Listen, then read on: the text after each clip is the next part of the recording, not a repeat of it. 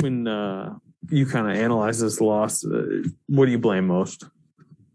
I blame myself. Number one, I didn't think I did a good job preparing the team to be ready to play.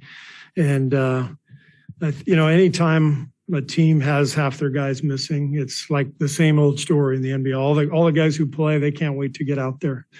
And, they made 15 threes. They just took it to us all night. And I did not do a good job of preparing the group. And, it was a struggle. I mean, we just we couldn't really get stops consistently. And I give Indiana great credit. Their guys stepped up and made plays, made big shots. And, we had some huge turnovers in the second half. I think we had 14 in the second half, and those really hurt. So just kind of a combination of all that. Steve, did you sense the offense rushing at times and rushing shots and just not getting any kind of flow and ball movement that you usually like and get? Yeah, we were definitely sped up a little bit. 9 for 42 from three, but it wasn't a great game in terms of our execution to get those 42 3-point shots. So I didn't think we earned the right to make a lot more than that. It was just felt like we were scattered out there in a rush for sure. Steve, they had they shot the ball really well from three. How much of that was their execution, and how much of it was just you guys not being sharp at the 3-point strike? It was a combination of their execution and a poor job by us defensively in several cases. So it's a combination. Steve, how difficult was it to decide who was going to finish regulation those final few minutes?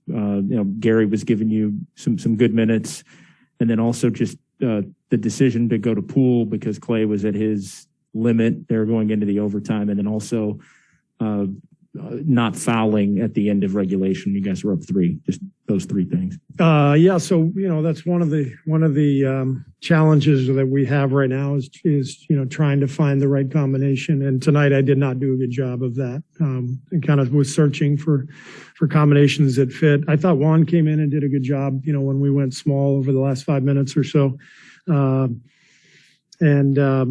As far as the 3-point shot that tied it. I'm normally a fouler, and I take the hit on that one too. So this was my night to stink it up. So Clay, went 6 of 17. I mean, everyone obviously understands the circumstances he's coming back from, but he's obviously been pretty inefficient lately. How important is it to get him going, particularly his shot, a little bit more efficiently? Just got to give it time. It's been a couple of weeks since he came back. We've known all along it was going to take him, after 2.5 years, it was going to take him some time to find his rhythm. So just got to be patient. The domino effect of Clay, obviously, leans into Jordan. 1 of 7, pretty quiet tonight. What's the key to, I guess, getting him to be productive in that smaller role? That's what we're looking for. We're trying to get him back in a groove. So we'll look at the tape and we'll try to figure out what we can do to help. But he's struggling right now. Steve, you talked pregame about how you had the home run derby yesterday to kind of recenter yourselves in a more fun way after coming off of a pretty tiring road trip. And then you say you didn't have the guys prepared to play tonight. So how do you kind of balance the fun side of making sure that everyone's mentally here, but then also not checked out, if that makes sense? That's what coaching in the NBA is about. Is pacing your team, understanding when they need a rest, understanding when they need work. We needed a rest yesterday, so we took a rest.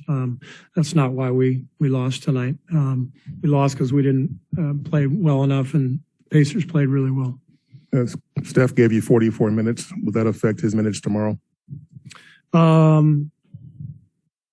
Yeah, I mean, I'm sure that's a season high. So we'd like to get him back to a normal run tomorrow, more in the 35 range. I thought he looked great. He felt great. He looks strong. He looks like he's himself. And we just couldn't get him enough support offensively tonight.